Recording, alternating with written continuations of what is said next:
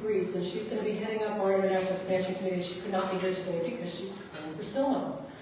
I'd also like to recognize the fabulous John Neal, who is now our new Vice President of the organization.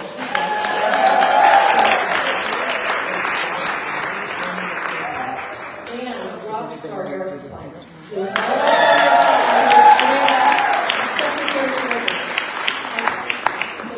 Thank you for stepping up into leadership roles and to have an amazing 2 years.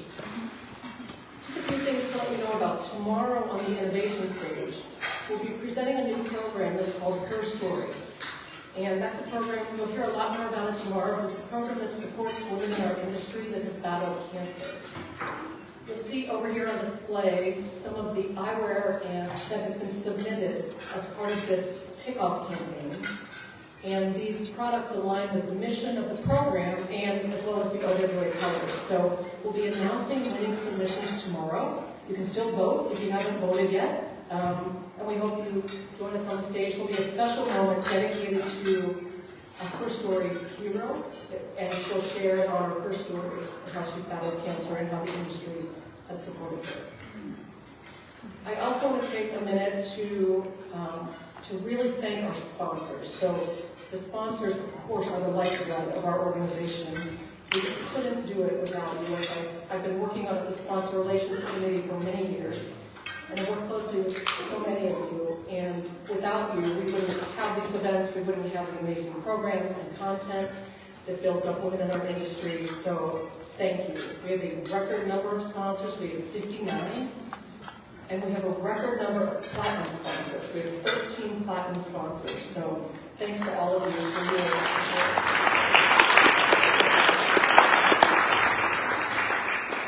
Today I want to do a special shout out to VSP. They are our generous hosts for the lunch today. They've been hosting us for many years, and we're super appreciative of their support of both our organization and this luncheon.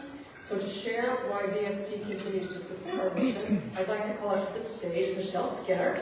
Michelle is a chief fire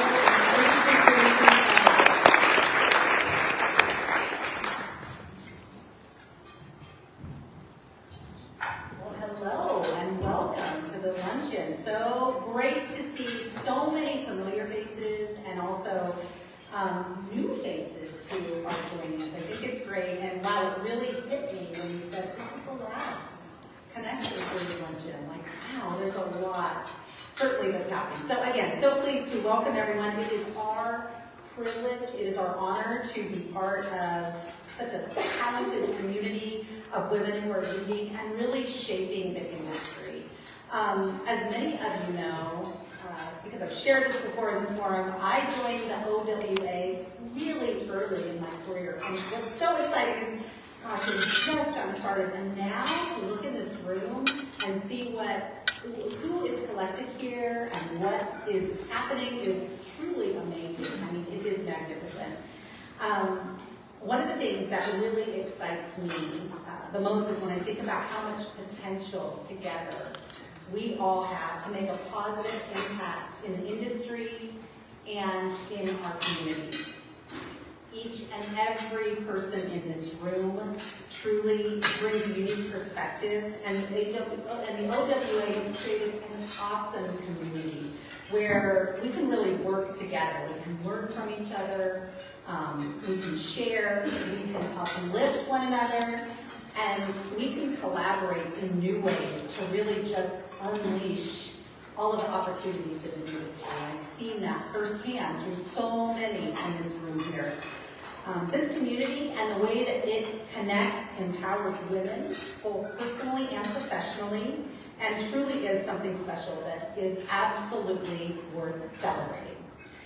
And as we're speaking about something we're celebrating, VSP Vision is also celebrating. I know you'll see it all over the place here because this is our 70th year. And it's 70 years of working to empower human potential through sight. So we're all we're talking about this being the last thing here, we're all kind of reflecting on the accomplishments of VSP and really how VSP is committed to help optometry thrive. You will see it on the show floor. In celebration of that, we are doubling down on our investments for private practice because we know when private practice is successful, really the industry is successful. And so we have innovative programs, new products, a whole lot more because we just want to continue to commit to that. We also remain committed to empowering our team of female leaders, innovators, communicators, marketers, and so much more who are really making a mark in the optical industry. And finally, we remain committed to supporting the OWA.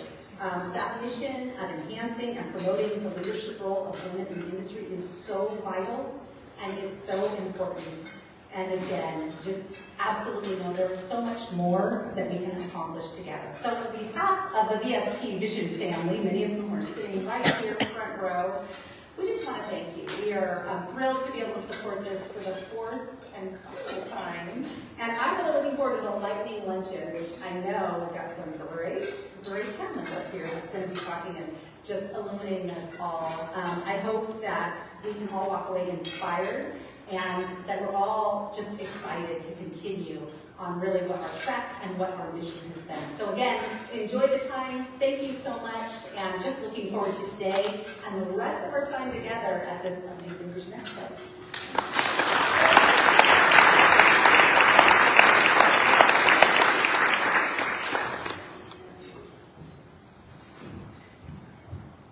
So well said. Thank you, Michelle. So well said. So just a couple of more announcements before we get to the meat of the program. One of the things that I'd also like to do before we move on is I'd like to recognize our Leadership Scholarship winners, if we have any of them in the room. The Leadership Scholarship, the purpose of that award is to honor women who have really worked hard on the OWA to advance the mission. There's also a second purpose, which is our platinum sponsors also can select women within their own organizations that are on a leadership journey, ones that are showing upward mobility and wanting to have support for their leadership journey. So we have awarded many leadership scholarships this year. Is there anyone here in the room?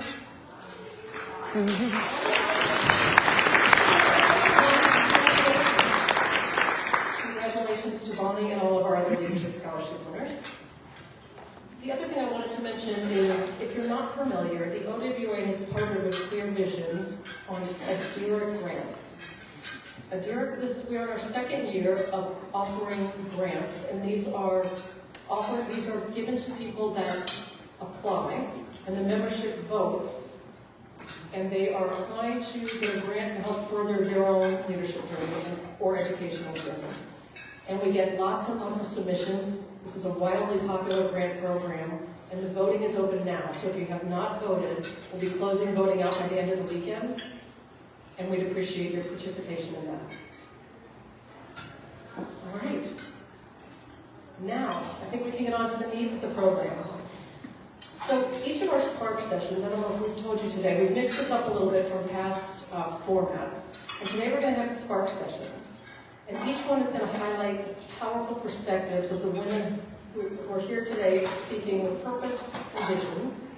And it's through the lens of the Optical Women's Association pillars, which are connect, inspire, and lead, as you all know well. To guide us on our journey today, Erin Morgan is going to facilitate this event. And many of you know Erin. Erin's been a long-standing member and supporter of the OWA. She brings decades of experience in content strategy, social media, storytelling, and she's the founder of the Insight Media Group and the content marketing firm Envision Communications. So please welcome to the stage, Erin Morgan. Well, that was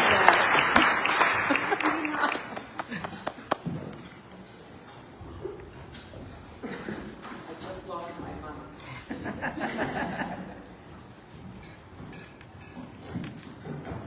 Hi, everybody. Can you hear me okay? Yep. Yeah? Okay, great. I'm going to stick to the lecture. Thank you, Megan, for that fantastic introduction and for your amazing leadership of the OWA. And thank you to everyone for joining us here today. I am so excited and honored to be able to facilitate this session. The events committee, the board of directors worked so hard on this and really was incredibly creative in forming a kind of a new format for this Connection Series luncheon.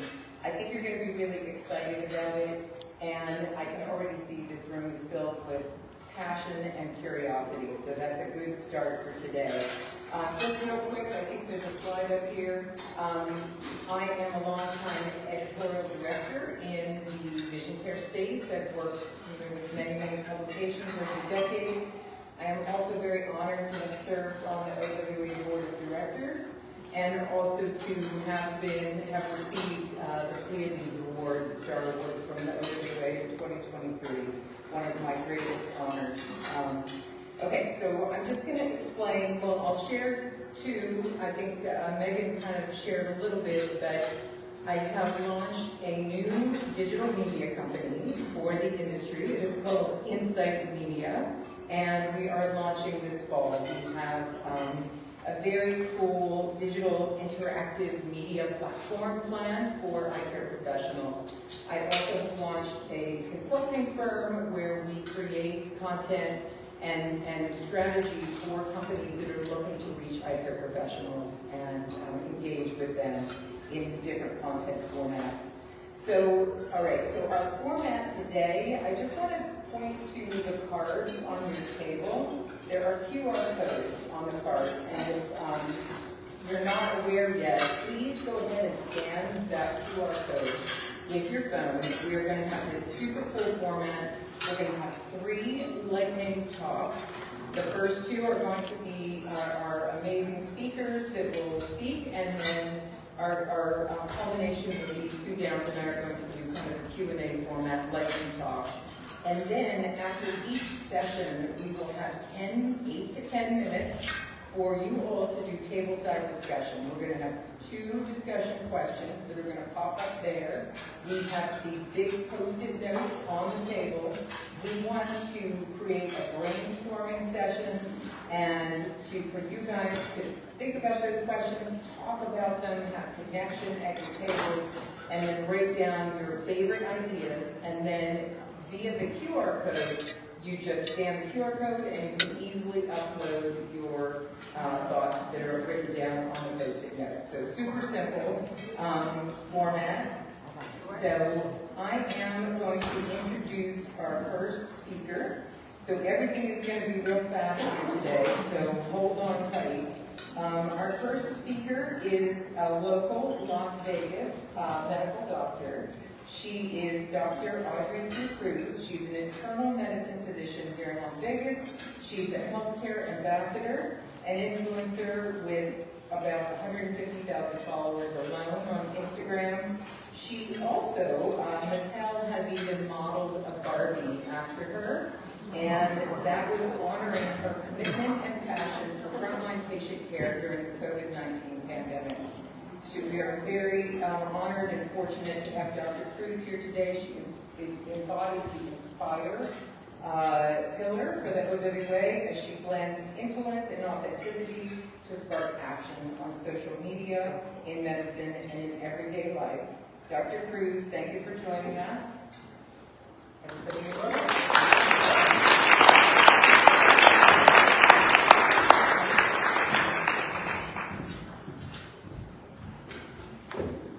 Hi everyone, thank you so much for having me today. This is so exciting.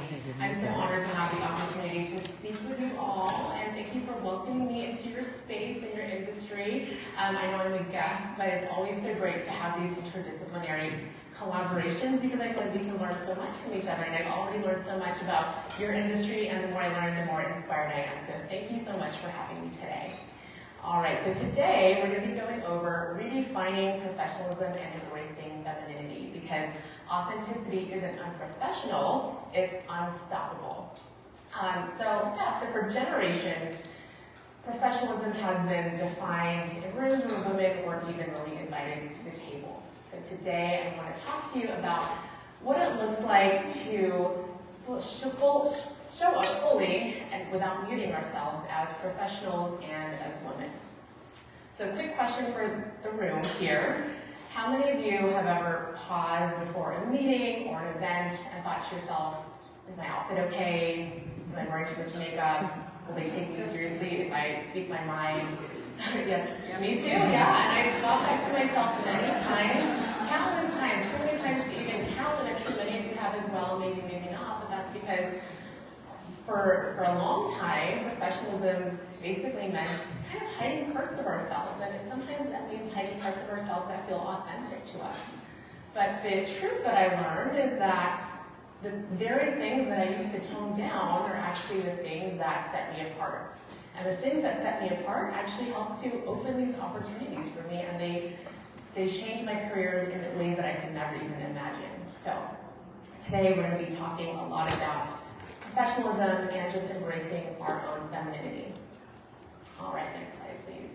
So today the agenda is, I know we only have 10 minutes, we're going to try to fit as much as we can today in these 10 minutes. We're going to be talking about the old picture of professionalism, kind of what that looks like, the problem with that. We'll talk about going from blending in to standing out. We're going to talk about how authenticity is our calling card and it's actually our personal brand. We're going to flip the script on femininity and learn how we can be the mirror for others. We're going to learn how to stop shrinking and start redefining professionalism. And then we're going to realize that the future looks like all of us. All right, next slide, please. So a little bit about me. So as mentioned, I am a physician here in Las Vegas. I'm a local. So hope you all are having a great time in the city. It's actually a really great time to be here because the weather is finally starting to calm down a little bit. My background is I'm Filipino American. I was born in Honolulu, Hawaii, and I basically grew up here in Las Vegas, Nevada. Education, I went to college at the University of Nevada, Reno, where I got my bachelor's in electrical engineering. And that was actually also a very male-dominated field. I was actually one of 4 females to graduate in my class. After college, I went to medical school at the University of Nevada, Reno, and then I proceeded on to do residency in internal medicine at Loma Linda University Medical Center in Southern California. And so a little bit of my experience includes academic medicine. I was an associate professor of medicine at Loma Linda, and I also did hospital medicine primarily during the pandemic. And then after doing that for several years, I realized I kind of wanted to move back home, be closer to family. So I moved back to Vegas, and then I did primary care in the geriatric space, and that was really awesome. And now my career has shifted even more, and I realized what my true passion is, and that's obesity medicine. So I ended up getting my board certification in obesity medicine, and now I do telehealth, where I have state licenses in 12 states, and I'm able to help patients from across the country, so it's been really rewarding. Special interests of mine include professional networking and meeting amazing women like yourselves. I'm actually a co-founder of a social club here in Las Vegas called VIP Social Club, which stands for Vegas Influential Professionals Social Club. So basically, we gather a group of anywhere between 100 to 300 professionals throughout the valley, and 3 times per year we go to different hotspots here in Vegas and basically just have a great time together. So that's one of the things that I absolutely love. I also do a lot of social media and content creation work, which has been really fun as well. Traveling is also one of my special interests. I am actually bi-coastal, so I live both in Las Vegas and Miami, Florida. So it's been fun. And then I'm also a mother, and I have a 6-year-old son who's I'm absolutely obsessed with. So these are the things that I absolutely love. All right, next slide, please. So as mentioned, a little fun fact about me is that back in 2021, Mattel and Barbie made a Barbie doll in my likeness, which was probably one of the highlights of my entire career so far. But how that came to be is actually during the pandemic, as I mentioned, I was a hospital doctor. And as many of us may remember, there was a lot of hate crimes going on against the Asian American community, and this actually really, really hit home to me because it could be any one of our relatives, and it really made me feel like I needed to say something and use my voice to make an impact. So I, along with several other Asian American physicians, we ended up creating this video denouncing these hate crimes that were happening against the community. And that video ended up we posted that on social media and ended up going viral. We went on Good Morning America, we were in the Huffington Post, multiple other news sources. and it became just a viral video, and it was really great because we were able to use our voices to make an impact and to get our voices out there. So it was a really great thing. Also during the pandemic, as a hospital doctor, I worked a lot of hours in the hospital. I had a newborn at the time, so my son was just less than a year old. And so at that time, I worked in the hospital 7 days a week, and I sent him to my parents to live with my parents in Las Vegas. So I shipped him off for a week at a time to keep him safe. And so a lot of these news articles were written about me. And so at that time, Mattel and Barbie found out about that. They asked me if they would be able to honor me as, having my own Barbie doll. And I was like, oh my gosh, that's so cool. And I was like, so everyone else was like, there's going to be a lot of other people doing that too, right? And they're like, no, actually, it's only 6 women from the entire world. And I'm like, what? I'm like, are you sure? So it actually ended up being myself and 5 other women. The other woman from the U.S. is a nurse in New York City. She's actually one of the first nurses to treat a COVID patient. And then the other women are really inspiring. So amongst these women is a scientist who actually helped to sequence the genome of COVID-19. And another female is a scientist who actually helped to develop a vaccine. So to be amongst this group of women is really great, but I think what's also awesome is that Barbie and Mattel ended up highlighting women who don't look like the typical Barbie doll, and they really do celebrate diversity and women who are making an impact and using their voice. So it's been a really cool and fun experience so far. All right, next slide. And this is just a news article from Smithsonian about highlighting the women who were honored for this healthcare service program with Barbie. All right, so next slide. And we're going to be talking about the old rules of professionalism and kind of what that looks like. So a lot of the times we think about neutral tones, serious faces. We think about blending in and not standing out, which, that's totally okay. But the problem with that is that they didn't really design with us in mind as women. They ask women basically to shrink in rather than stand out as themselves. Okay, next slide. And so a lot of the times we may have this inner thoughts of don't be too bold, don't be too soft, don't be too you. But the problem with that, and the result of that, is basically women second guessing themselves. Every outfit, every word, every move, basically. Next slide. So when I was in med school, I always thought that professionalism meant blending in. So you have to wear what everyone else is wearing. Don't wear too much makeup. Don't wear bright colors. Don't speak your mind. Just don't stand out. That's what I always thought.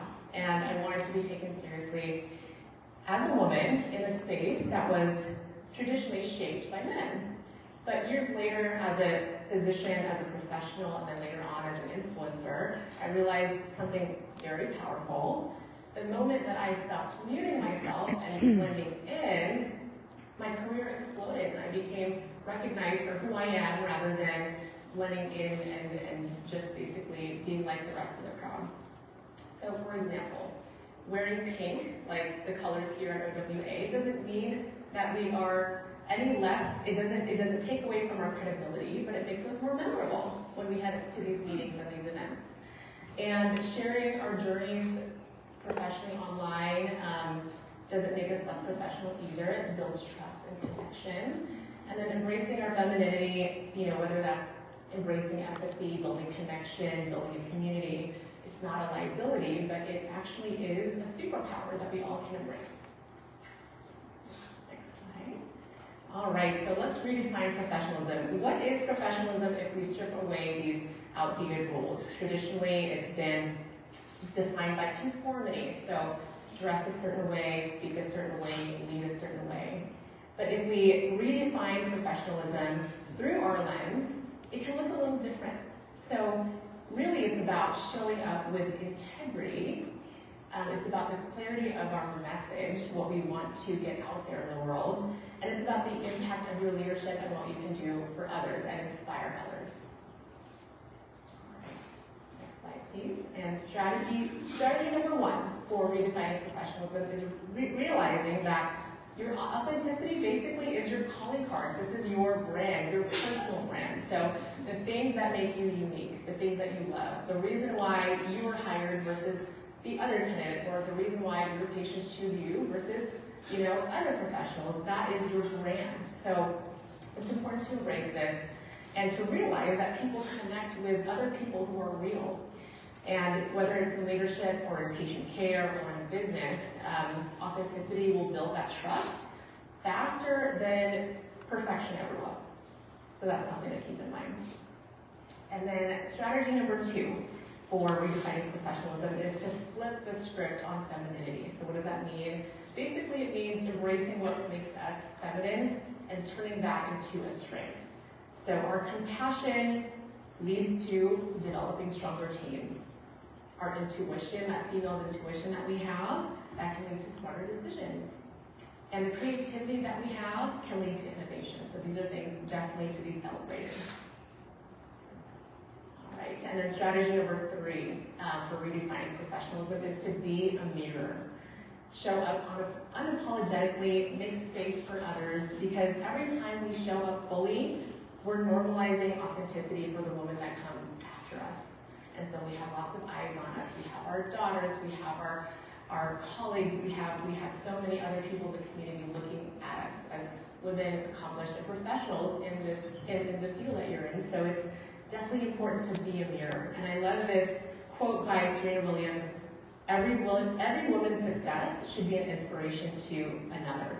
We're strongest when we cheer each other on. So I think that's a really beautiful, beautiful quote that should be embraced.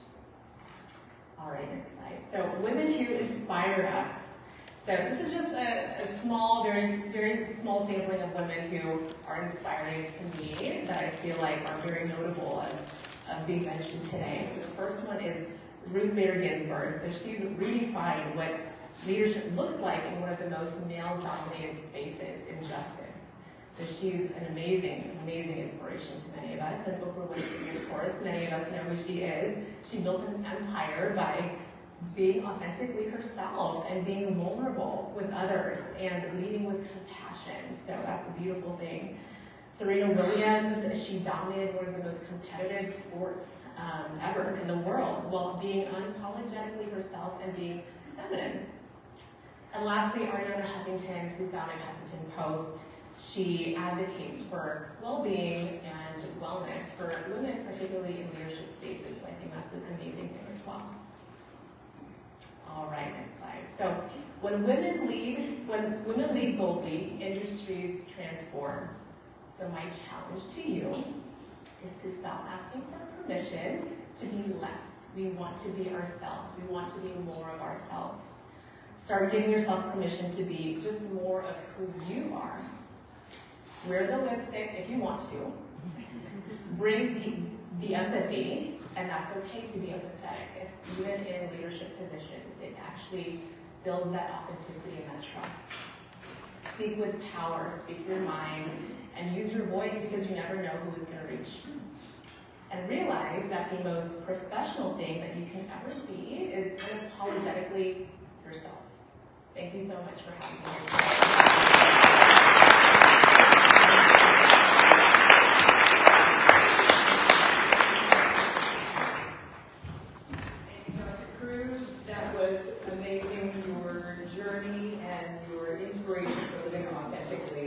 Are very uplifting, so we appreciate that. All right, now we're going to quickly move into our Spark session. So the goal here is, please, we have got 2 other questions up there. You can't see them. We have 2 discussion questions, so we would like you all to discuss those with your neighbor across the table, talk about kind of the concepts, the ideas behind the questions. What are some of the barriers in our industry to prevent women from showing up as their authentic selves? And what action can you take this week to overcome these barriers and inspire others to show up authentically? So if you could take 5 minutes or so, discuss, take your Sharpie and your Post-it, and please write down your favorites, and then use your phone to take a picture. Oh, it is. That's cool. She has an exciting new business she's going to share. And her lightning talk represents the OWA Connect filler. She will bring a grounded and energizing message on building relationships, mentorship, and caring for ourselves while uplifting others. Welcome, Dr. Burnett.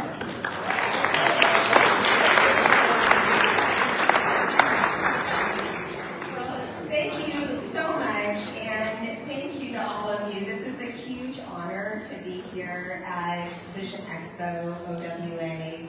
I respect so many of you, and it is just a thrill to be here. And it's monumental, this being like the last Vision Expo. So it is great. I was asked to share a little bit about myself, and this is a little, maybe a little vulnerable with all of you. I'm sure that. Sometimes you have to want to take a deep breath, like there's hypergenic, like breathe in, breathe out, like let's center and we'll have a good discussion after this. So if you move on to the next slide, that'd be great.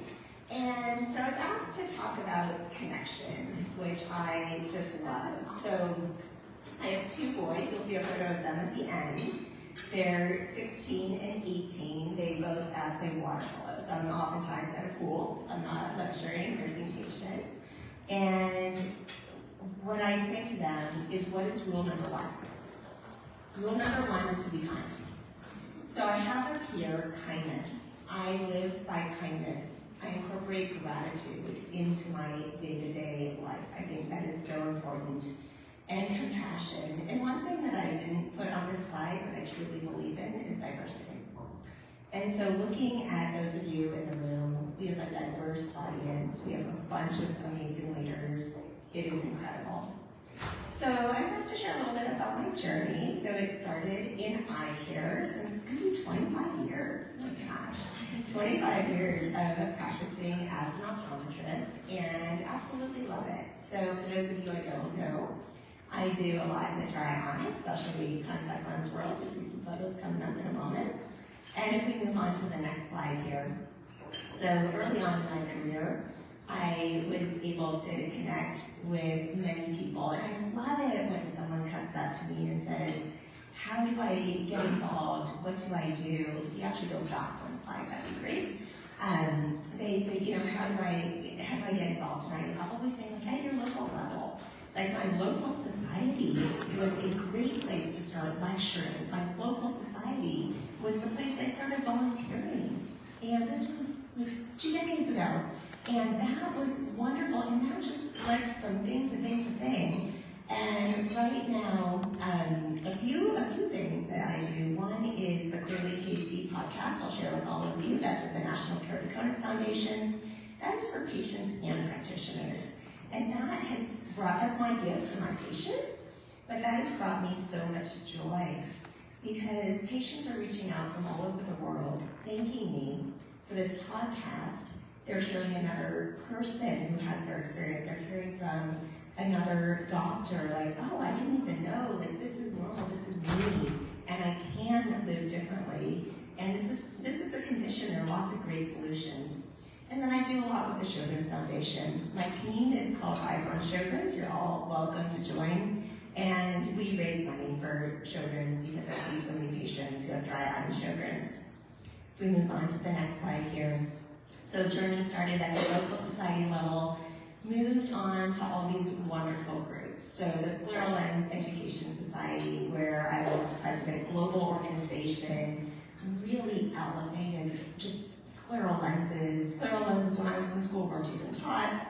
And so I started scleral lens work in practice, and I'm so fortunate to be able to go into practices now to teach this technology. Scleral lenses truly change lives, so not only the lives of people, the doctors, the staff, which is amazing, it's also communities and life-changing devices. But through the Scleral Lens Society, it really opened my eyes to people coming out and offering to help. And that's another thing. If anyone wants to help with anything in my life, I mean, not just professional, personal, anything, I will take that.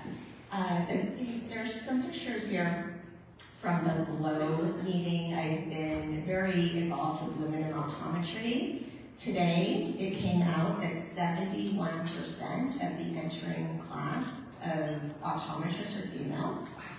5 years, it's been 70%. This year's 71. Came up today. So I want to thank all of you for supporting women in optometry. It's amazing. My journey has brought me to places like South Africa, here you can see the photo. And I don't know if you see in this photo, it says connect, which is what what we're talking about here. And that was a life-changing experience for me. And that experience, not only did I go for specialty contact lens, but they asked me to do a workshop to talk about empathy and compassion, because I've done a lot of mentoring over the years. And that workshop sort of got me into coaching in a way, which is absolutely amazing. If you move on to the next slide, please. Back to the global aspect, our scleral lens book, this is Dr. Lynette Johns. Our scleral lens book recently this year came out in Chinese. We're working on the Spanish version as well. And so it's my connection is not just in this country, it's globally. And this eye care world is such a small world, and it's such incredible people too. I believe that all of you are just incredible people, and it's really brought me so much joy. But I will share that with all these experiences over all these years, and collaboration and collaboration and collaboration, I always thought like, oh, I can do it. Like, I can get that. Have any of you ever thought like, well, I can do that. I'm not going to ask. I'm not going to delegate that because I can do it. Yeah, thank you for nodding in the room. So if we move on to the next slide. So then, pandemic hit. So Dr. Audrey just spoke about that. We don't need to, harp on that too much. But when we talk about connection, I think all of us learned the value of connection from the pandemic, where we were isolated, where we weren't together in a room like today, where we were by ourselves. But after the pandemic, 3 years ago, my husband passed away. Out of the blue. Out of the blue. Life changed. And I was in San Diego, and I had this incredible society immediately that day that supported me. I was supposed to lecture that night. I was supposed to lecture midday on virtually. I flew home and my life has been completely different. So going back, that's why gratitude is so important. Life is short. There's a lot that we have to give, all of us, and we have limited time. We move on to the next slide. So getting back to my journey, after these 2 decades of mentorship, I was involved in some formal mentoring programs and mentoring people outside of eye care. I was like, oh, I really like this. And then was introduced to coaching. I was like, wow, this is what I want to do. This is what I want to do. And it's brought me to this amazing other community of coaches. And I'm not going to choose which is better, which community, the eye care community or the coaching community. I'm going to say they're tied because they're equally amazing communities. But this has brought me so much joy. So my why, as we saw in one of the previous slides, is to elevate others through the power of connection. Hence the name, Alpine Blue Coaching, the mountains, the elevation. I also love being outside and hiking and the air and just being active in all sorts of ways, cycling and everything. But we all have the power to make connections, right? We're here today making the connections. I love making the little tiny connections. Going to, I was walking down the hall today and I said hello to the person I didn't know. Maybe you go into a store. I say, how's your day going? These are tiny, tiny things you can do, but it can make someone's day. You can smile, give someone a smile. And just these simple things can really transform your life. And I find they transform my life. That's what I teach my kids. We're going to lead with kindness, and we are going to just help others and lift others up. If you move on to the next slide here. So yes, this is me in Lake Tahoe. And so I truly believe in intentional living. Many of you in this room are incredibly successful. I know that. But how did you get to where you are? Maybe you did one job and then another, and then you got this and then got that. But were you thinking about it? Are you where you want to be? Maybe the answer is yes. Oftentimes I talk to people and they're like, well, yes, and I'd really like to spend more time with my kids. I'd really like to have lunch with my husband on a Tuesday. I'd love to go on a trip, as we saw just up here. I want to go to the spa or golf or whatever that might be. And so one thing I'd like a little tiny bit of homework, you don't have to do it today, you can do it when you get home, is just to think about living intentionally and what does that mean to you? And it's going to mean something very different to each and every one of us because we all have different goals, we all have different priorities. And that's the beauty of coaching, is really helping you align with your goals, define your goals. What are your goals? And meeting those goals, and then perhaps exceeding those goals as well. So that's your little bit of homework, not too much homework. And then if we move on to the next slide, here you can see a picture. This is my boys, so they're very tall. and She's tall. So they're taller. They're about 6'5" now. Wow. Taller. We keep waiting. I thought it was going to be last year, maybe next year. But we went to Japan in December, and with my parents as well. It was an amazing trip, an amazing adventure. But yes, so I would say let's connect. Let's connect here in this room. Let's connect outside of this room. And again, I just really do want to thank all of you for the opportunity to be here today and for the opportunity to share.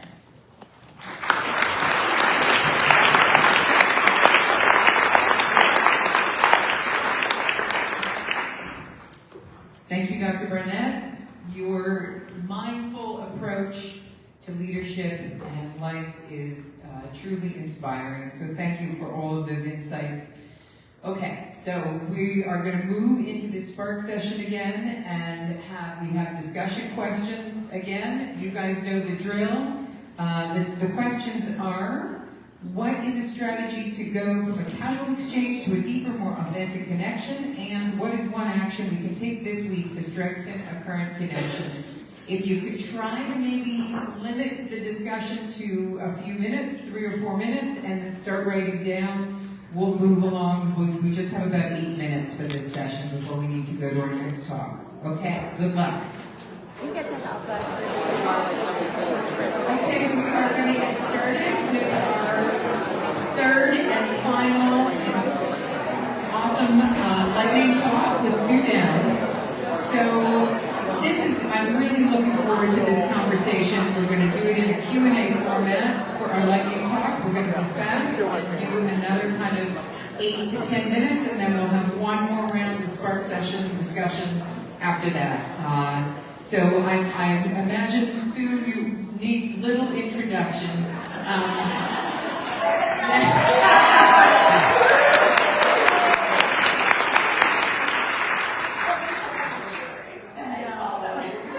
You're amazing. So she's the co-founder and CEO of My Eye Doctor, which has grown into a national eye care powerhouse under her mindful focus to, I think we just said 921 locations across the country. And Sue exemplifies the OWA lead pillar through her transformative leadership in the optical industry, proving what's possible when women lead with purpose and vision. Welcome, Sue. Thank you for joining us today. Thank you, and thank you for having me here. I am honored. I love the OWA, and what I've seen over the years is how this room has really come together in a new way. It's not just the excitement of how many members, but you're really invested in each other, and that's really awesome. It's so true. It's the growth of this organization is incredible. Okay, well, Sue, I'm just going to kick things off. We have 5 questions, and I'll just kick things off with the first one. can you please tell us a little bit about your career journey from being a manager to being a founder/leader of a company as large as my eye doctor, and how did you develop your own leadership skills along the way? Well, first of all, I'm still developing them. Even though I'm mature, I'm still developing. And my team, a few of my team members are in the room too, so you're welcome to interject. I would say, like all of you, we've all had good bosses, we've had bad bosses. We've had mentors, right? And I think a key succession to mentorship is to have multiple that represent different things and can help you through different stages of growth. But for me personally, first of all, it went from being a career and having a really focused, crystallized plan about opening a business to truly being a calling in life. And that's made it, like, you just lean in so much different. I'm not watching the day of the week or the time of the day. And I think my team holds me really accountable, right? I do. I'm so thankful for them. But in addition, I have 2 or 3 things that I really focus on. So one is every week, and I've done this since I've started the business, is I spend time looking at what I've done for the week and what I haven't done. So have I wasted time in areas that I shouldn't have been involved in? And then where did I really contribute? Because I should lean in more then. And that's something I didn't do until the last couple of years of saying, wow, I really added value there. I should do more of it. And then, when I was young, I was always focused on what's the next promotion, what's the next title. And I think years ago that stopped because it's not about me, it's about what I can do for other people. And when you're doing it for that reason, I think you grow faster. And then you can't stop investing in yourself. So I think every year my team expects more from me. Every day they expect more from me. And so constantly being involved in CEO groups of other industries, reading, investing in myself nonstop. It's a full-time job to do my job, and it's a full-time job to continue to invest in myself. Definitely, that's a wonderful perspective. So how would you describe your own personal leadership style, and how has that maybe evolved over the years? Yeah. So the biggest thing, and we try to all incorporate it at my eye doctor, is lead with empathy. I talk every day about have the big E on your chest. Because no matter what you're doing, whether you're talking to someone about a promotion, whether you're talking to them about a change that's going to happen that may not be positive for them, you really don't know what they're going through, right? I could tell you that you're getting a promotion, and you just found out yesterday that you're pregnant, and you're thinking, how am I going to travel, right? Honoring that person and understanding what we can do in it. And then another big component is learning. So, I can say, I know everything in the organization, I've kind of built it in the pipes, and now I have an amazing team that strengthened it and amplified it, but I think we have to keep learning about each other. Definitely. Fantastic. And the last thing I would say, is transparency. Transparency. Yeah. So important, Be right? really direct and be really honest with people. Tell them when you can't answer something, but be as transparent as you possibly can. I love that. Empathy and transparency. Mm-hmm. Thank you for that, Sue. And what would you say is the biggest challenge that you face as a leader, and how do you navigate that challenge? So, that's a hard question in today's world. I'm looking at Margie over there. I think, first of all, Doc, you mentioned a little bit about COVID, and I know we don't want to keep going back, but the world changed a lot. And I think with all the political landscape that we're going through, all the world affairs, all the media, what to believe, what not to believe, culture is my #1 challenge, right? Is how do I talk to each person to how they want to something they're going to understand, to something they can trust and they can believe in. And then making sure I'm meeting their needs, right, at the same time. It's hard. For sure. That's great insight. So, this is kind of, you always look calm and composed. Do you want to know my heart rate? It looks very high. It looks very low right now. So, but you do, and you have this composure, and I just kind of wonder, do you have any thoughts for our audience on how do you create the infrastructure in your own life to be able to manage, right? Because you have a life outside of work and you have to take care of yourself, things like that. So how do you manage kind of your whole life, your holistic life? Well, the first thing you kind of alluded to is I do have to take care of myself. I have to invest in time in me. But, I have a very blessed life. And I will start by saying it's family. My family and my friends are so supportive. My husband's here today, but he enabled me to be able to do my career. My team's here. I have an absolutely amazing team. So I'm super organized. I'm very balanced. I'm probably the biggest component because I sometimes don't say no. You know that business. But I wouldn't do it without them and understanding what's important and really stopping at some points and making sure that I collect that balance. Right, it's a check and balance, right? It's kind of. Yeah, somebody said work-life balance, right, on the first. And people always ask for work-life balance, but that's up to you. How do you have a work-life balance? Definitely. So. Awesome. This is fantastic. I have one last question for you. What would you say, for aspiring female leaders today, kind of do you have best advice or a tip or a strategy that you would recommend? Because you came up from, right? Yeah. All the way. Yeah.